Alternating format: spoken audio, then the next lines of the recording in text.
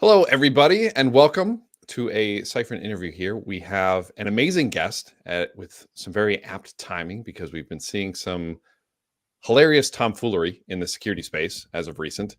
And we have Daniel Von, you just said it to me backstage. How do you say it? Von Fange. Sorry about that. We have Daniel Von Fange, who, if you haven't seen his Twitter, he does a ton of fantastic, basically postmortems, basically analysis on different types of hacks. His tweets have been very informative. I've read a lot of his tweets. They've inspired me to do some deep dives onto many different hack analyses.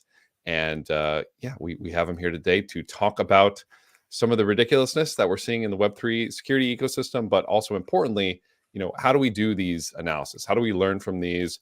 What can we as an industry learn from these? And why is it so important that we do these analysis and all that good stuff? Daniel, thank you so much for being here. Yeah, I'm excited to talk with you about this stuff. All right, cool. Well, yeah, just to jump into it, why don't you introduce yourself? Who are you? What do you do? Yeah, I work on smart contracts for Origin Protocol. We've had up to a 400 million TVL and a lot of suite of DeFi products. And my primary job is to make sure that none of it gets hacked. A key part of that then is understanding how people get hacked. And so that's really where my interest in taking apart hacks came from, is just seeing what gets people actually hacked in the real world, not just in problems found in audits. And then for each hack, I kind of just take it and, is this something that could cause us a problem? Is kind of the first question. And the second question is, how could we avoid writing this in our code, or what kind of parts to our process we could add to avoid having this hack? But most people don't care about the second two of those. They just care about the gory details of how hacks happened and the car crash that you have to stare at as you drive by. Right. That's kind of where the fun is. However, that's not where as you're saying, that's not where the important stuff is, right? The important stuff is learning how these hacks happen so we can prevent them. So Origin Protocol, where is Origin deployed right now? Mainnet only right now, though okay. We do have bridge token on one other thing, although there are stuff coming on Base and Arbitrum. And then what's the high level of Origin Protocol for people who haven't used it before? It's very traditional DeFi. Stick money in, have more money later on. Is basically very traditional DeFi. Stick money in, have more money later on. All right, cool. And then so security, is that your main focus with Origin? Yes. Okay. I write some code, and I actually really enjoy it when I do write code. But my main job is to make sure that every single thing we ship is secure. So so it sounds like Origin has an internal security team for their DeFi project then, is that correct? Or are you kind of the whole internal security team? We peer review contracts, and we try to be very good at peer reviewing what we write. So I'm the only security focused person, but we believe that auditors are helpers, not security. And so ideally, if we've internally audited something, we want it to come back with a very, an entirely clean audit with no highs or crits. Yeah. I actually think that's kind of like the mature mentality everybody should have, that auditors are security helpers. I mean, at the end of the day, when there's a hack, like the auditor's name will come up, but it's the protocol who lost the money. It's their fault, right? So having kind of that mentality, hey, it's our job. We're not going to outsource security. I think that's basically how all the mature projects think about it. And I would even go further in saying hey, a lot of projects think of security as kind of like this checkbox. All right, cool. We wrote out our code. Now let's go get an audit. And okay, cool. We did our security, but you're kind of saying that's not how security works. It's this all-encompassing process, like security. It starts at the very, very beginning. Oh my God. Yes. Music to my ears. Exact same page. From that first line of code, that's where security needs to be thought about. Okay. So you are kind of taking that responsibility. You're taking that ownership for the Origin Protocol. Outstanding to hear. And everybody who's watching this right now, if you're working on a protocol, assign somebody a security role, kind of like Daniel has been assigned here. That will make you already 10 times better than half the protocols that we're going to talk about here. So cool. So so you were mentioning a little bit, you were saying, hey, I love looking at hacks because they teach you and they're kind of fun. Like you were saying, it's I don't know, as human beings, we're weird. We look at these gory, oh my God, it's, what is it on Wall Street Bets? They call it loss porn. Whenever somebody posts how much they've lost. Yep. We love, I don't know, like we have this inclination to love to see this, but so you're into it because you want to learn about it. Obviously there's kind of this fun aspect. What were you always into this? Did you start doing this because of Origin? How did you get into looking at all these different types of hacks? Yes, I got started because I wanted our protocol to never get hacked. And so this just seemed like a very good avenue to start doing that. How does everybody else get hacked? Let's not do those things. Makes a lot of sense. Were you doing security before you got involved No, with Origin? I wasn't. I just kind of looked around, saw nobody was wearing that hat, and put it on myself. I mean that's a great way to get into it. So, all right, great. So since you've been doing this, then what are some of the most interesting learnings that you've learned? What are some of the most interesting hacks you've analyzed? Like what are some of the most interesting stories that you've worked with? So kind of the most interesting thing that I guess you may not see is just how often people are wrong about hacks or miss critical details when they just discuss them on Twitter. Or sometimes they're half right, but the actual underlying detail is more important. If we take the certic hack that happened, everybody says flash loan, and that's true. But the other subtle detail is that they were reverting after the flash loan, the flash loan was reverting, but they were keeping the rest of that transaction live by ignoring that revert. And so that's kind of the key thing that allowed that report, or that allowed that attack to work, but it actually wasn't mentioned in all the discussions beforehand. So a lot of times when you hear something about a hack and then you go look for it yourself, you actually see things that are different than what was initially, or subtleties that matter that are different than what was originally reported. So why do you think that is? With hacks, there's a tremendous amount of the first story to be written is the one that spreads on Twitter. And so I think that has a lot of it. But also, a lot of the subtleties don't come out unless you chase things down to the very bottom, which is often a very, a common problem in smart contract security too. You don't chase something down to the very bottom and you miss something. But do you think the protocols, so yeah, the first thing to be written is the one that spreads, right? And often, if you try to get something out really, really quickly to get like the Twitter clout or whatever, you're going to get stuff wrong. Do you think people are doing that because they want the Twitter clout? Do you think it's because the protocols just like want to cover it up as quickly as possible, so they just like throw out an excuse and move on?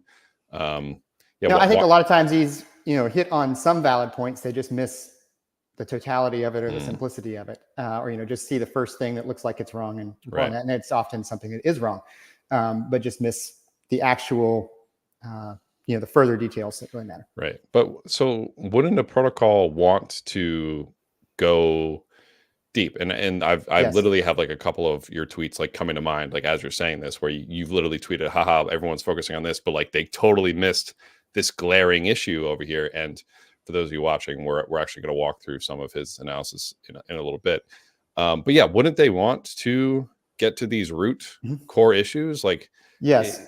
Yeah. Like what? So I actually started writing these up as tweets, and because originally, well, actually at first I started with markdown documents, but originally the first waves of like 2000 era hack write-ups were gigantic documents that basically detailed out every single move of funds that happened in an attack transaction. And it was basically, you could spend an hour analyzing the document about the hack to figure out what actually happened. And so that's where I focused my tweets on the specific details of the vulnerability and basically boiling down away everything that's extraneous to the vulnerability and how it was exploited. Because there's a tremendous amount in a hack that is required for a hack, but isn't about the vulnerability or it being exploited. Like, for example, flash loans. There's often a whole bunch of flash loans that go on, or how they traded the money afterwards, or just the details of how they set up the attack contract or not. But since I'm focused on not getting hacked, my primary focus is on the vulnerability in the contract and how it got exploited. So anyway, all I have to say is I really try to focus the tweets on the core simple problem that happened, as opposed to everything that happened, because there's a lot of value in actually boiling that down. Agreed, right? Like if we can boil something down to like a lesson, hey, from this hack, we as an industry should learn X, like that would be great. There's somebody said something that kind of resonated with me a while back. They said, if you can compress a 5-minute topic down to 30 seconds. That's a crucial unlock, and I 100% agree. So it sounds like that's what you're trying to do. But for a lot of these protocols too, right? We've seen a lot of protocols. They'll write up a postmortem, and even those, like, you'll dissect and you'll say, oh, that, like, this postmortem, they forgot this thing. They forgot the important thing. Like, almost like they didn't learn the thing that's going to protect them the next time. Have you gone into any depths of, like, trying to understand why they miss a lot of these, like, seemingly important, like, boiling down of the issue? I think that protocol postmortems rarely miss unless it's like a new protocol trying to move really fast and just get a change up real fast. But I guess a lot of security focus for me, both in writing code and in understanding code, is to try to not leave any pieces out when you're trying to understand it. Now, when you write it, you can definitely do, but when you see something weird that doesn't quite line up, when two numbers don't quite match, then, you need to chase that down until you absolutely understand it. Yeah, definitely. And so I guess it's just a difference of chasing everything down. Yeah. Cool. Well, on that chasing it down, would love to walk through kind of your process of from start to finish. To me, I think this is probably one of the most valuable things I know and hopefully people watching are going to get out of this. So what's the first step to one of these, like, analysis that you do? Is it, okay, step one, I'm scrolling Twitter. I see Nick from Kraken post something about how they saw a bug. Is that where we should start, or how do we start this process? Well, I do a lot fewer write-ups than I used to, partly because other people have gotten much better about doing them. And so I've tended only to write up ones nowadays where either everything is not out there or nobody's posted one for a day or two. I typically look at pretty much, for a long time, my rule was any hack on mainnet over $1 million, I would take apart. Nowadays, that's probably a lot. Yeah.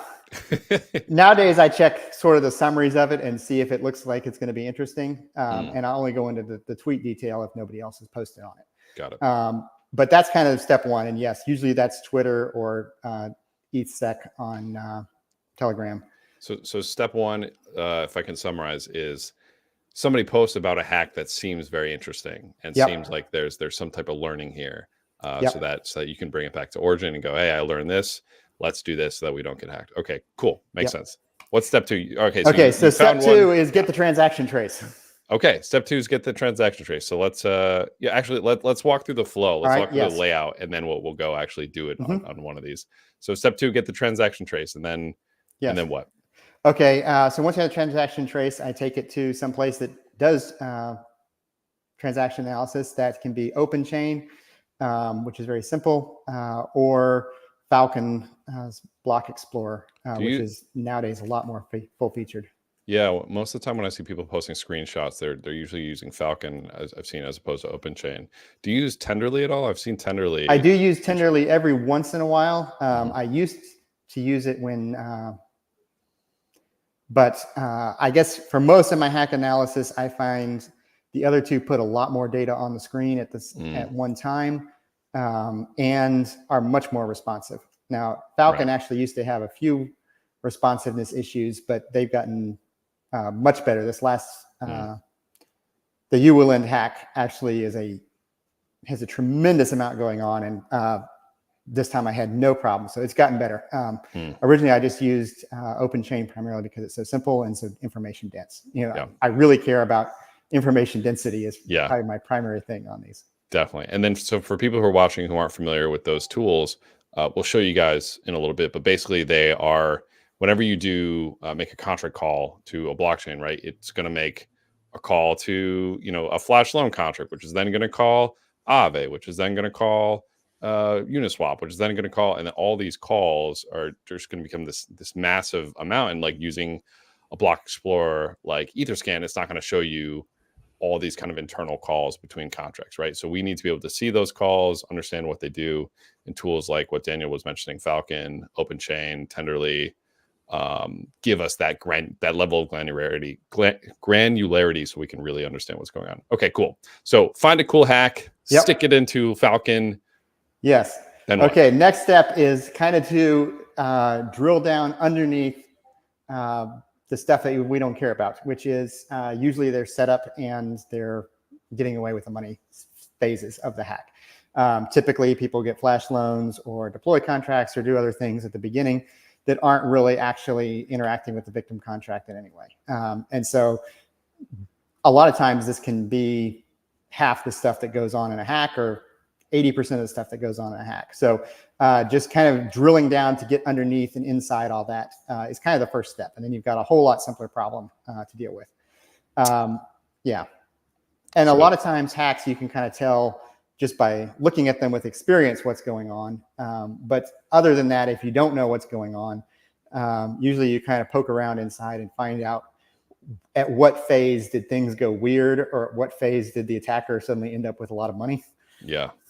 I've found that process is almost more art than science for me. Whenever I for like the UWU lens, so I did end up going pretty deep into that one. I feel like the only reason I knew what was going on was because like right from the beginning, I'm like, okay, I'm pretty sure this is going to be a flash loan attack. I'm pretty sure they're going to try to break some Oracle or change some prices somewhere. And I feel like if I didn't know like that was kind of what I was looking for, I was going to have no clue because of how many freaking calls between contracts it made. So it almost sounds like, yeah, like you kind of have to do this a lot. You kind of have to consistently poke around. And once you start noticing patterns, then you can apply it to what you just said here. All right, cool. Like I know this is going to be some type of flash loan attack. Okay, cool. I'm going to look to see when they call the Oracle or when they manipulate the liquidity pool, or when they do this or when they do that. It sounds like that's kind of key pieces to being good at this other step here, which is like looking at what happened around the hack. Yeah. And with UWU Lens, they made a great big pool manipulation on one side by calling exchange on lots of things, and then they did it again in the middle of the attack. And so that pretty much tells you somebody's manipulating pools in order to make stuff happen. I guess jumping back a tiny step, and this first step when you're trying to figure out what's going on, you want as little noise as possible. And so Falcon and Tenderly will both allow you to turn off static calls. And static calls are basically view-only calls that only get information. And so by turning them off, you're only seeing a view of things that actually change something, which gives you a much easier way to navigate around at first while you're getting your bearings. Okay, cool. And then is this the final step then? Just like, okay, now I'm just kind of plugging around. Okay, what's next? So after you see where it went weird, then you track back to find out how the attacker made things go weird. And usually most attacks have some kind of setup phase or phase where they do something to cause it weird. And so again, with the example of an Oracle manipulation attack, you see Oracle manipulations happen, and you can track down what they're manipulating and how it affects the protocol. And so your kind of destination that you're trying to get to is what the ultimate vulnerability is in the code. And so at some point you switch from just looking at execution traces into looking through the source code of the contract that's being attacked.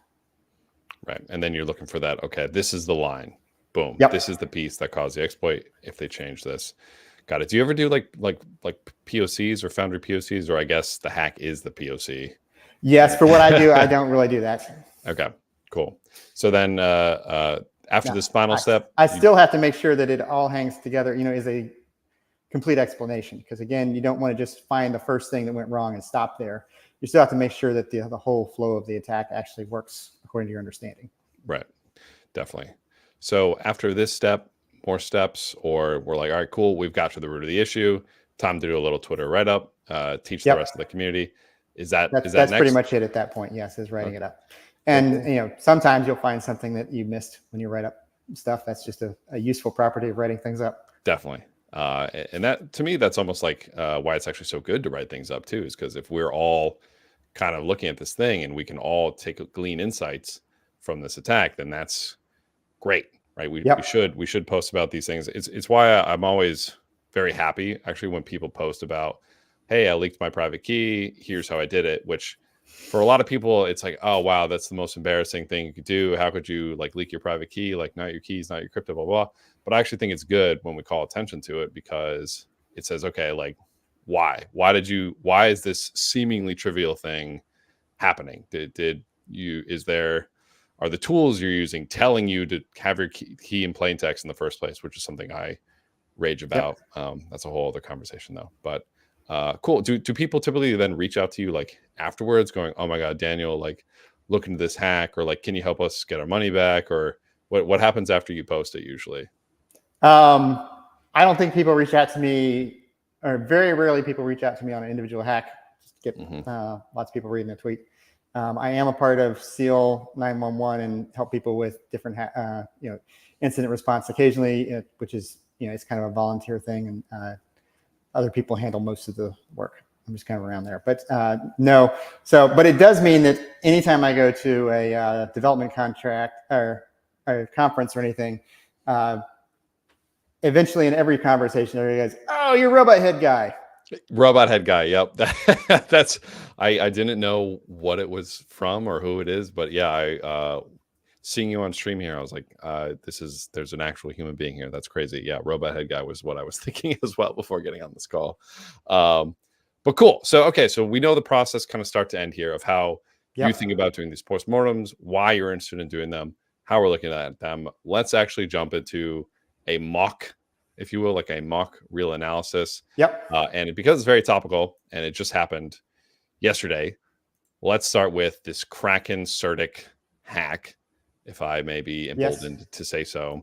So for those of you who are unaware, yesterday it was revealed that certic was basically stealing money from the Kraken protocol. And we want to figure out how and why this happened, right? So Nick posted this tweet, hey, a quote unquote security team has been working with us or stealing money, allegedly. I don't even know what to say. They said they were doing a white hat exploit, and doing this white hat, they actually stole the money, which is like crazy. Apparently they've given it back now, but yeah, how do we start looking into this? So what's the first thing we need to do here? Well, first step is we need a transaction hash, and Tay posted a bunch of them, so you just grab the first one.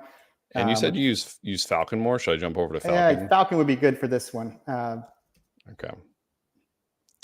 Falcon ETH Explorer. It might hit launch app. Yep. Yeah. And you got to hit Explorer on the left side there. Yeah, it might make me log in. Well, Explorer might not Falcon. It's tricky. You go to the Falcon page and you click Explorer. All right, this is it. Cool. All right, and so we can just scroll down here. So you don't even bother looking at like balance changes or fund flow? Sometimes I will, to find out who the victim is if it's complicated, but fund flow to me is not usually that useful. It doesn't say there's any balance changes either here. Yes, there isn't. That's the fun part about this hack is they convinced the exchange that they sent the money when they never sent the money. Oh, interesting. Okay, cool. So here we have a transaction on Polygon. You're saying we should turn static call off. Yep. Although that won't affect this one here. Okay. Yeah. And again, in complicated transactions, I'll turn gas used on, which will help me drill down to where the action is, particularly if something big and complicated happens inside something that should be simple. But for this one, we can again turn that off. Okay. And so again, to make this a little bit easier, and one of the nice things about Falcon is you can click on an address and give it a color or a name. So like that receive address down there. Yeah. Can you actually, you can click on it, and then there's a little, you can call that attack. Oh, that is and then cool. there's also, if you go on it, click on attack again, there's a little paintbrush on the side of it. Yeah. Okay. And you can set a color. So you can set this one to red. Oh, and yes, this is super powerful. Now, wow, OpenChain was the first one to allow you to edit contract names, and then I would use emoji to show which ones are the things. You hit edit label there, and then I just slap emoji in for the different people. I was using attackers and stuff. I was using the edit label on OpenChain. I hadn't done the color on Falcon. That's actually really nice. Yeah. Cool. So we have the attack contract calling. Yes. I'm assuming, what is this? I'm assuming this is. We don't know what the name of their methods are. That's right. So that's just the 4-byte code for their methods that they call. Yep. Oh, sorry. Cool. So yes.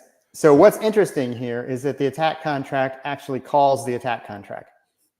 with an external call, not an internal function call. Yep. It's making an external call into it. Hmm. And then we can actually see that this internal call reverted here. Right. And it wasn't, Falcon again is nice in that it shows you both when execution traces are reverted and don't count, but it also shows you where the actual revert happened. And so this is showing that the actual revert happened inside that second call to the attack contract. So this transaction reverted. This was probably set up then as like either a try catch or just or just like a raw call, and then just ignoring the success of the call. So the transaction still as a whole went through, and yet we're also emitting this event at the end, log fee transfer. So this is a very weird thing that Polygon does, is it actually emits events when individual their version of ETH is transferred, when their native token is transferred. So it's as if you have ERC20 events, but based off something that's not in ERC20 and wouldn't normally emit events. So you can almost kind of ignore these events that are shown here. Okay. So then we have the whole flow here. And since you did like a dive on this, is it already evident to you like what the attack is? Yes. Basically what's going on here is the key thing is that number 3 line there, the call that's been reverted there with the value of 200. So what they're basically doing is they're transferring to their own deposit address. They're transferring this Matic token or Matic native token to their own deposit address on the exchange. Then once that transfer is complete, in the contract call that transferred it, the next thing they do is immediately revert. So this is not actually an attack on a smart contract. This is an attack on an off-chain system that listens to what's going on the blockchain. So they're trying to fool an off-chain system. So it's basically, so they're emitting the event here, and the off-chain system sees the event and goes, cool, it's in. Yes. But then it reverts everything. Yes, so it didn't actually happen. But then they have the top level thing that catches this and means the transaction overall succeeded. So you're looking at a successful transaction that contains a contract trace of 200 Matic being transferred to the deposit address, but there's no that transfer itself was reverted. So this is realistically, this is a really simple. So I hadn't done a dive in it before this call. I get it. This is seemingly like a very simple exploit that was done here. Yes. And then the question, of course, is, okay, well, why did they proceed to do this so many times? Exactly. The scary thing to me here is, okay, they did this on chain. If anyone else was watching, and this is why you should never like black hat protocols, even with white hat intent. If anyone else was watching and saw them do this and then like keep increasing the amounts, and anybody copycatted this, like basically Kraken could have potentially just been completely drained because they basically blew the lid off the secret here.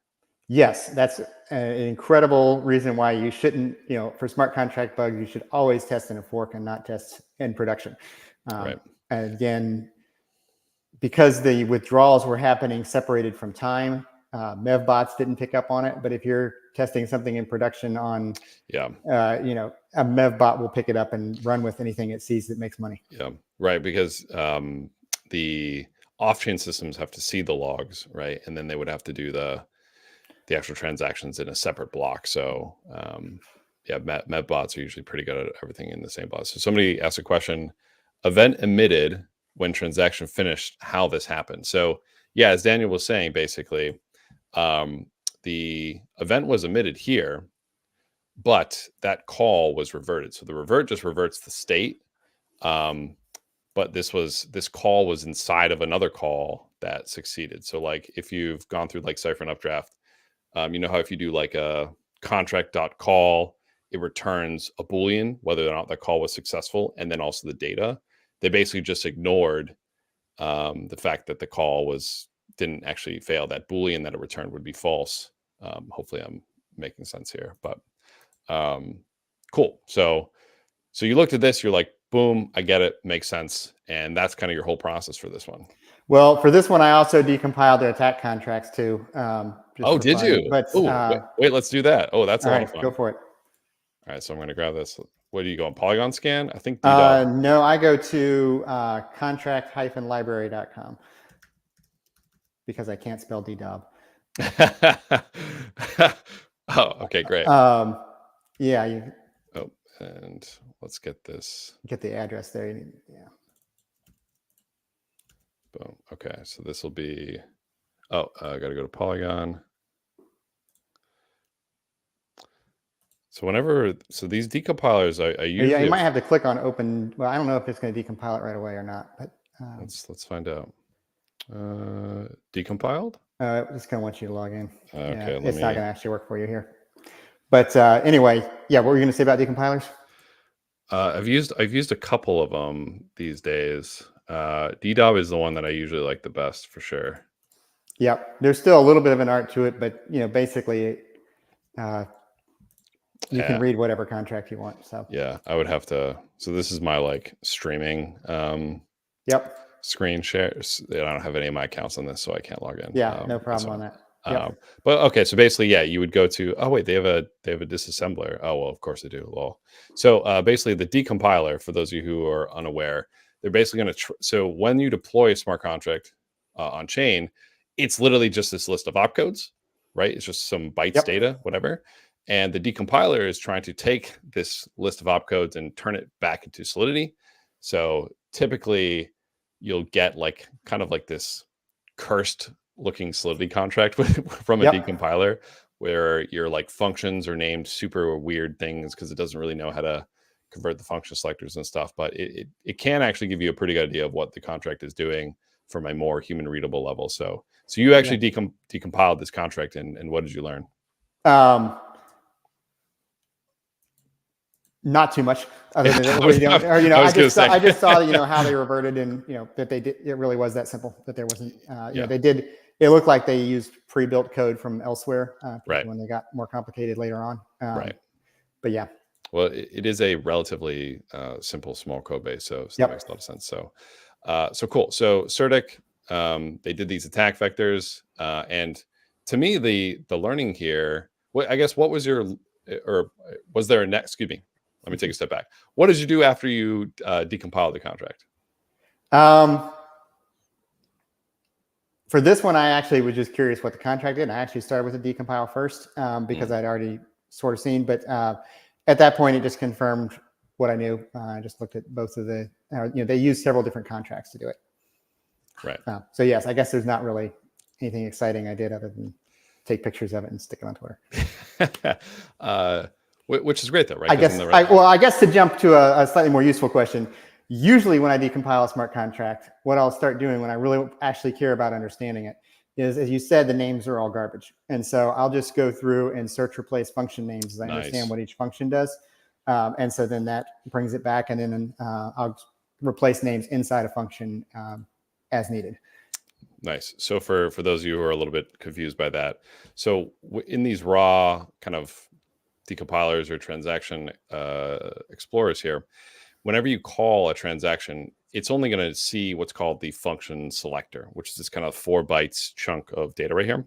And this represents the function name of some function that they wrote in Solidity. So what Daniel's saying is he basically takes this function selector, that's what's called the function selector, and will drop it into something like, OpenChain has like this thing called the signatures database. And he'll look up, okay, like what's the name of this function that they're calling? Because maybe it's DDob actually does this automatically. It's really? More for the things that aren't there that I'll have to look up. Yeah, it's a great feature. Or I'll just look at what they do and give them my own name. Right. So like for example, this is a pretty common one that you'll see a lot. This is instead of like this random chunk of data here, you'll see this function selector. And if you ever see this, that's probably a pretty good indication that they're doing some type of transfer, because this bytes data typically represents transfer. It can technically represent other stuff as well, but typically it's the transfer keyword. So, okay, very cool here. So we did this decompilation, took pictures of it, posted it on Twitter. I guess what would you say your main learnings from going into this are? Like what are the takeaways for the security community? Well, if you're ever trying to find out what happened on chain and you're using transaction traces, make sure you only the parts of the traces you're listening to have not been reverted by something else at a higher level.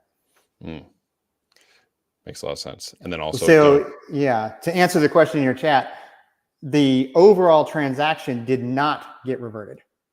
That was kind of a key to the attack in my, looking at the contracts. They ignored the revert from the lower levels because you can't ignore reverts from lower levels. And then that way, the overall transaction succeeded. Just the lower level part got reverted. Yeah. So like basically there was a transaction inside of a transaction. Yes. The transaction inside failed, but the overall transaction passed. So their system went, looks good to me, which it should not have done. Right. So from a Kraken's perspective, that fix is actually really, really simple. I think I would argue that there were higher level learnings here that unfortunately you probably can't take back to Origin Protocol, but we can give to the rest of the security community, which were why I was kind of fumbling for words at the beginning of like how to explain, hey, they hacked it, but people will be like, no, they white hacked it. The higher level learnings are do not black hack a protocol. If you're trying to prove a white hat, like even if they did one with $20 and some MEV bot was smart enough to see that and they copied it, they could have drained all of Kraken, right? It's basically like they went to the bank in broad daylight, stole a bunch of money through this hole in the wall, and they were really lucky that nobody watched them do that. Like that's kind of what happened here. Yep. Yeah, so that should be your takeaway. Do not do this. Yeah, and another thing that is hard to apply for a centralized exchange, but much easier to apply for a protocol, yes, is some kind of global level invariant. Basically, the amount of money you send out, or the amount of money you receive in, and the amount of money you send out should match how much money you actually have, sort of to some extent. And so that invariant wasn't true, but if you can put something like that in your smart contract code, that will just blow up everything if numbers stop adding up, can be a great thing. Definitely. Yeah. So take at least if you have upgradable contracts, which is a whole let's not open that can of worms. We'll stay away from there. Okay, cool. So great. So that one was relatively simple. Let's go into one of these more complicated ones. So the uwu-len in particular. Yes. A lot of people were posting about this. And I actually, when I was kind of doing my research into this, I loved your tweet because you were like, hey, by the way, they completely missed, like nobody's talking about how ridiculous some of the engineering behind this actually was. So you posted this, you said, hey, the uwu-len $19 million hack involves such a complex attack that's combined with such a pile of contract stupidity, which I also thought was quite humorous.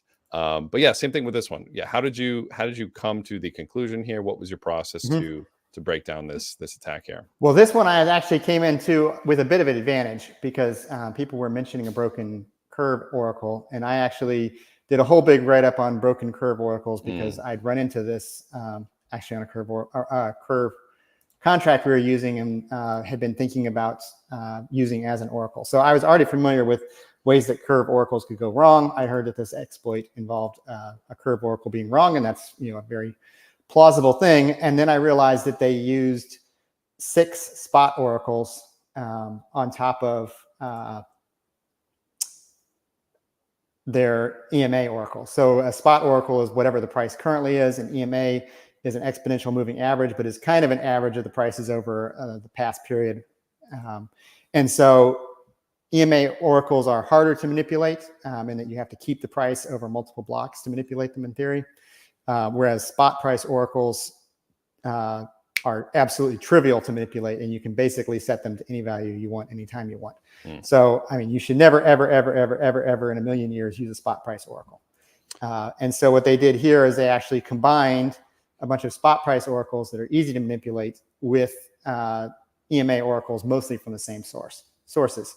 But this basically just completely cancels out each oracle.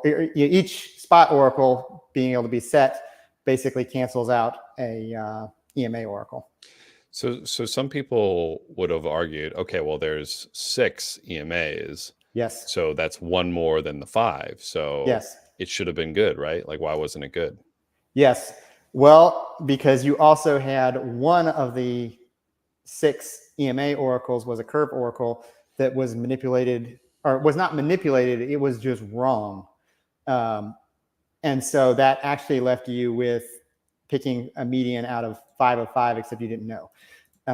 And so that meant that at this point, you could, in theory, toggle in or out of the oracles. Now, when this hack happened and people were not explaining it, I was in like morning to night meetings. So that's why this write-up came over the course of like several days, is I'd get up early in the morning and write a few things about the hack. And so actually, I still have some more animations to come on this to cover. So I guess you get a little sneak preview of that here today. But basically, at a simple level, if you have 6 good oracles and 5 bad oracles, and you're taking a median, in theory, you'll be good whichever side the bad oracles are on. One of the good oracles will still be the median. The problem is that even the non-manipulated oracles that they had actually had a bit of variation in them because they're not updated that often. And particularly, they're not just using these oracles directly, they're converting them through a second set of oracles to get their actual USD price. And those errors added up to, I don't remember off the top of my head, but 1% or 2% of error on these oracles. Right. Yep. And so just their EMA oracles alone were already fairly doofed by the time you got to just getting to pick which EMA oracle you use by flinging the spot prices around. So is that just because using EMAs just in particular, because they're moving averages, right? They're always going to kind of be lagging. It's going to be very difficult for them to be super accurate and super timely. Is that just a nature of using kind of these moving averages as well? I have never figured out a system using oracles EMA oracles that I'm happy deploying to production. Okay. But they were doing things that were much worse. So if we talk about curve oracles for a second, the bugged curve oracles can just get incredibly mispriced from things that should never misprice them. And now good curve oracles are much better, but you can still manipulate them a little bit over the course of one block.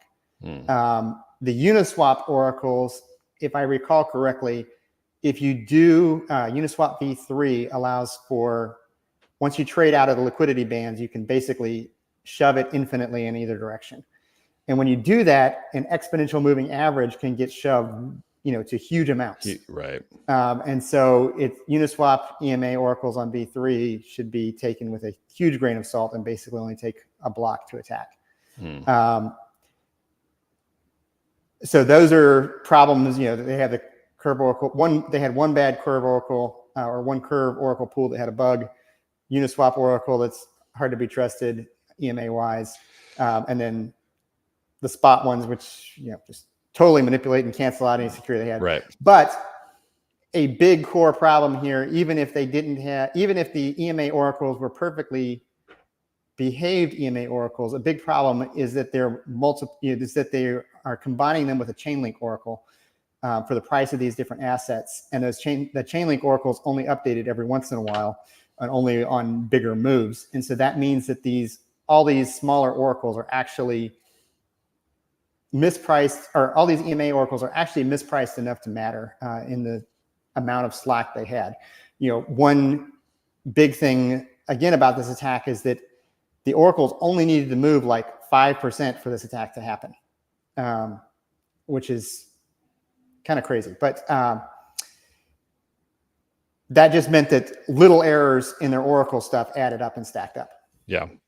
So there's this is almost like turning to a longer conversation on just like oracle security, which we could probably have another hour to go over. So there was an issue here with oracles, a number of cascading issues with oracles. To me, the funniest part about this is that there's actually additionally a scaling, and you pointed this out in your tweet thread here. There is this kind of like magical number that they kind of just were like, hey, yes. So they were trying to get the price of SUSDE. Yes. But they could only get the price of USDE. So they were like, you know what? Like, let's just multiply that price by like 1.03. 1.3, yep. And that'll probably be like good, which you very humorously pointed that out. And I also thought that was like, yes. And so that number was had never been updated from when they deployed the contract. Right. And so, as the price of USD was going up more and more and more, it was getting more and more incorrect, and would have just completely destroyed the protocol had that number not been updated. Right. So there's any Oracle manipulation whatsoever. There's kind of like a number of like really rough, interesting choices that were made here. But yeah, I'm curious again on this one. So what was your process to figuring this out, to come in these conclusions? Did you even bother doing a transaction trace, or did you just go right to the contract? I started with contract. I definitely started with a transaction trace. Okay, cool. So I have that kind of booted up here, and so this is like the big one, because I think it's like 15 million gas or something. I don't. Yeah, I think this is the. Did you get the big one? Or the other? He did multiple attacks. 17 million gas in this one. So yeah, this is a good one. Yeah. Okay. I think that this is the one where they stole 8 million in this. I forget. But a lot of money. So in this one, we do have balances changing, because unlike the last one we looked at, where it was just kind of emitting this event and like nothing changed in that block, in this one, stuff definitely changed. Is this one of the places that you'll look to kind of figure out, okay, like I might have in past days, but already hearing that it was an Oracle thing, I just went to go see if it was an Oracle thing first. Got it. Okay. So then did you pop down here, or what was the next step? Now, this is where it's useful to turn on gas used. Okay. Very useful to turn on gas used. So as you see down here, you see you've got this whole line of things that look the same, but then you've got one that uses 19 million gas. So you just expand that out. Got it. And you basically just follow this process down until you get to the good stuff. So we're just like, okay, where is the 19 million gas being spent? Oh, that is when I did this actually in open chain when I was looking through this, and I did not do that. And I literally was like going down every single path. Now open chain, I think, shows gas by default. So, but I was one of the reasons why I was being stupid, though. I was not looking at the gas being used. So this just goes down. I think it went down like 24 levels or something. This was worth of flash loans. It took me a while I started just being like, okay, where does it make sense? Which path does it make sense for me to go down? Because this goes down really, really deep. But I think what's cool about this one is you can pretty much kind of see like what they're doing at a high level too. Like as you kind of go down, okay, cool. They're going to take out a flash loan here. They're going to move the flash loan stuff. Okay, they're going to take out another flash loan, and they're just like taking out flash loan after flash loan just to get just so much leverage. Anyways, here we are. So we're going deeper. I guess we probably don't have to. Oh no, we may as well go down. It'll get clear all of a sudden. All right, cool. Suddenly we'll just be in a different land altogether. In a different land. Let's reach the other land. Is this the different? This is the different land, pretty much. Yep. So you want to just kind of sideways scroll your mouse over here, so we can look at this. And so if you scroll up, let's go up. Okay. Right there, let's one slot above you on 26 there. Let's just color that one red. That's actually the attack contract. Now, one of the things that's interesting about this attack is their attack was so big, they had to use multiple attack contracts. I don't know if we'll actually get into detail on that, but they did actually split their attack among multiple attack contracts and call from one attack contract to another contract. And so the first thing we see here is just a bunch of approves. That's pretty boring. And then we see these exchanges. And so this is where they're pool manipulating here. And we can see each pool that's being manipulated. And so for those of you who are following along too, these are kind of the pools that the UULend is using as an oracle. So they've took out, at this point in kind of the attack, they've taken out a ton of flash loans, and now they're using these flash loans to, as Dana was just saying, manipulate these pools here. And so here that we're doing deposits. Now I would rename this. Let's just name this one the UU. Oh, yep. And give it a color.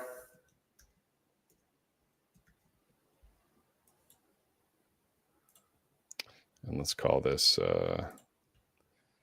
maybe purple for being attacked. No, that's kind of hard to see. Yellow. Yep. All right. So here they've manipulated the pools. They do a whole bunch of deposits.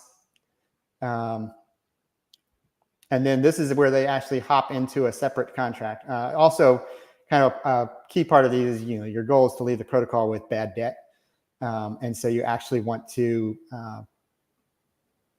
separate the one that's making the money sort of from the one that's acquiring the bad debt. So they have this separate attack contract. You can actually color this one a different shade of red if you want, but this is actually a separate attack contract right here.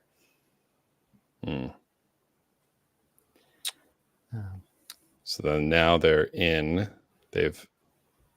calling this separate attack contract that's doing depositing ETH, borrowing SUSDE. Yep. So this is another amazing thing that Falcon does. That's has to just pause here and appreciate is that their name, instead of just showing you addresses for assets, they're actually looking up the names of these tokens and showing you, which lets you just basically at this point read what's going on in the attack without you having to, typically you'd have to go through and translate all these different addresses inside.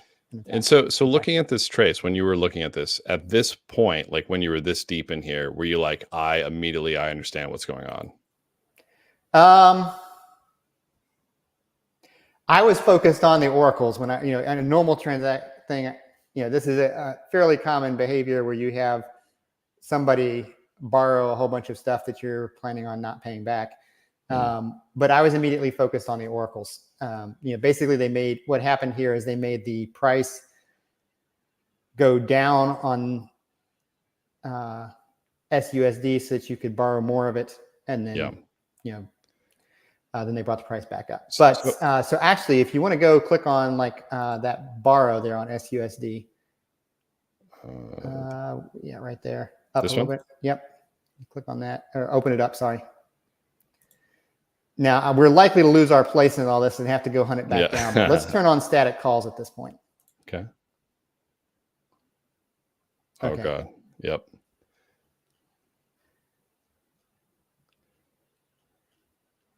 I think we're here. Yeah, borrow. We can use any of these borrows. It doesn't really matter. Okay, let's use this one. Okay, and open this up. So now you can see all these static calls. You can see that it is much harder to follow the flow of the execution with it turned on. But in this case, what we're looking for is them getting an asset price there. So if you see, you have to scroll over to the side here. Was it this one? I didn't think it was this one. Yeah, this is it. So if you, they just called it Aave Oracle, even though it's their own Oracle code. But if you scroll to the side there, you can see that little arrow, and it points to a number, and that's actually the number that the Oracle is returning. So it's saying USD is worth 98 cents. Oh, nice. Right now. Oh, okay, cool. And then we go through and we can see everything that the Oracle does. Yep. Now Get P is getting a spot price. Price Oracle is getting Curve's EMA price that sometimes is broken. So and down. Go ahead. So is this how you came to the? Cause it took me. I remember it taking me a long time to get to the actual contract and figuring out the address. But when you were actually going through this, you saw these static calls, you saw these Oracle calls, and you immediately were like, okay, cool, that's definitely where the bug's going to be.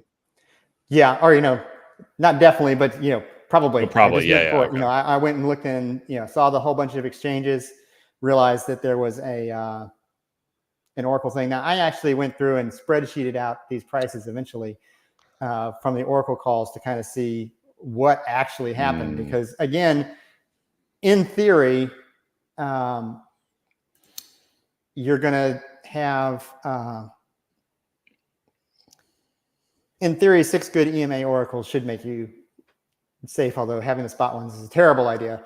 And so I was really curious, what actually happened here. So I went through and spreadsheeted the oracles. Now this is a during manipulation set of prices. And then I also went and looked at the after manipulation set of prices. And one of the things that stood out to me in thinking about this is that we're taking a median. But if you look at the prices returned by these oracles, none of these prices actually match what's actually returned. What's returned from the master oracle doesn't match any of the intermediate ones, which was a big red flag that something weird is going on. And so I actually stared at the oracle code for quite some time trying to figure that out. Another thing I could see was that the one of the price oracles for Curve was giving the wrong value. I think it's that down to USDE, USDC. I think this one right here. No, actually, I'm not sure.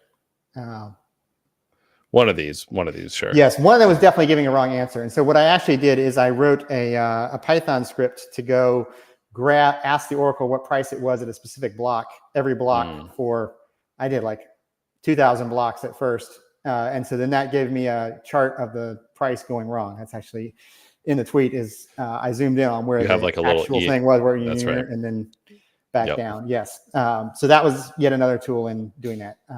And then later on for the Oracle stuff, I actually wrote I pulled a JSON of the trace of everything that happened in the, every call and every data that was returned, and then wrote a little part that would go through and give me the prices from each Oracle during the thing.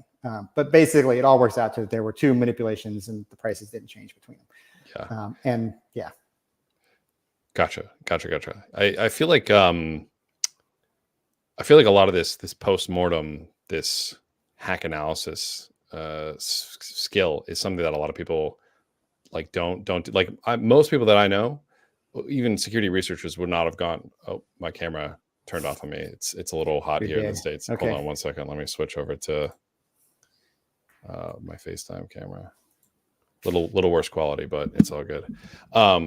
Yeah, I feel like a lot of people won't have gone into the depths here and kind of done that Python script, like what you were saying, to really get a good idea of what happened with the hack analysis. Is that something that we as a security industry should be better at, should be focusing on more, or what are your thoughts there? Well, 95% of the time, it's pretty clear from the execution traces and looking at the victim contract what's going on. In this case, I was partly wondering if their algorithm for sorting prices and picking the median was wrong. And so that's, just trying to answer, the last bit of why these numbers were not adding up. So then, it was the right time to break out bigger tools, but that's very rare. I very seldom actually do that for hacks.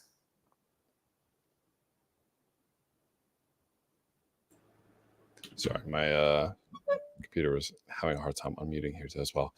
Well, Daniel, I know we're pretty much about time here, but this has been phenomenal. I think that a lot of people watching are going to learn a lot of how they should actually kind of approach looking at these, what tools they should use, how to kind of get a better idea of what's going on, so that we can do exactly what we were saying, have these postmortems, so they can do exactly what you did, where they go, okay, I'm going to take this learning, I'm going to bring it back to my protocol, I'm going to bring it back to my coding practices, and I'm going to be better, and I'm going to learn from this, and I'm going to do better. I think this was absolutely phenomenal. Is there any other? I just encourage people to do it do it 3 times. Your first one will take a really long time, but if you do it 3 times, you'll probably have it down to half the time or something, and you probably will have learned something along the way. Awesome. So everyone, go pick a hack, pick a famous hack, stick it into Falcon 3 times. Pick 3 hacks, and your first one you'll suck. Your second one, you'll probably also suck. And then your third one, maybe you'll be okay. But keep doing it, keep learning, keep growing. And then you can post cool tweet threads like Daniel does as well. So one last question before we jump off from Kenny C. Daniel, actually curious on your thoughts on this one. Is there any justification for black hatting? I guess we did kind of already talk about this right at the beginning. Black hatting Kraken, such as ensuring that a bounty gets paid out. For example, Kraken could have claimed that they had some other off-chain mitigation for the said issue. Yes. To some extent, this comes down to personal risk tolerance. I don't think people would have complained had they withdrawn like $20, and then is the moment that withdrawal hit their thing, called Kraken up and got them to fix the bug. So that, I think, would have been legitimate. It's more than I would have done. If I'd been doing this, I would have stopped at my balance went up in the system, because at that point I've stolen no money. But doing this for multiple days and stealing millions in dollars and just rolling in huger and huger amounts, not to mention converting to other currencies and putting some in Tornado Cash, is so far beyond the line that it's not even funny. So it's only speculation, but I'm guessing somebody was actually planning on stealing the money and got caught or something. But yes. Same page. Yeah, like sure. Like to me, it just shows a very naive approach to security, because I think at first, like, a lot of people might go, "Oh no, like you're doing a good thing, like stealing the money. You're proving how serious it is and how much they could have stolen. But I think it's kind of a very naive approach to security because of kind of what we were talking about earlier. If one person saw even like the $20 one, right? If one person saw that happen, realized, oh my God, this is a hack, somebody who has way more malicious intent could have copycatted the attack vector and run train on them, right? We've actually seen that happen multiple times where during a white hat rescue, and there's actually a very famous one written by, I think it's either Sam CZ Sun or Georgios or somebody from the Paratime team back in like 2020, where they were like, oh my God, the dark forest, where they're like, oh my God, we need to rescue these funds. And they try and they fail because they get front run. Somebody else sees the rescue. Okay. And I think the dark forest one succeeded, but maybe I could be wrong. Or it was somebody else.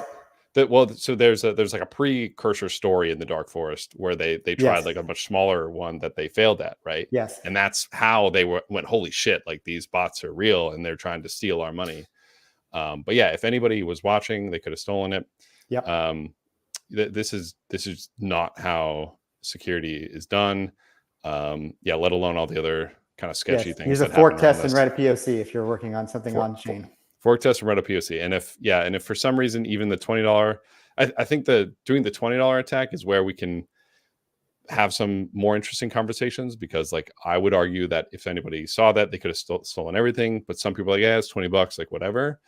The big thing is, even that's kind of questionable, and then going for 3 million is just way worse. So this isn't how you do security at all. So, and there's a phenomenal OWASP documentation on responsible disclosure, and they have a section in there that just says, hey, unfortunately, at some point, if a protocol doesn't give a shit, you kind of have to give up, right? Because if you say, no, F it, I'm gonna attack, I'm gonna steal the money, well, guess what? You're now the attacker, you're now the black hat, even if you have good intent here. So at some point, sometimes you have to give up and pray or hope that they don't get hacked. So yep. Well, Daniel, thank you so much for being here. This was outstanding. I know I learned a lot. I hope a lot of the people here learned a lot as well. And looking forward to seeing you do more work and talk to you in the future. And we'll all be looking forward to your tweet threads. All right.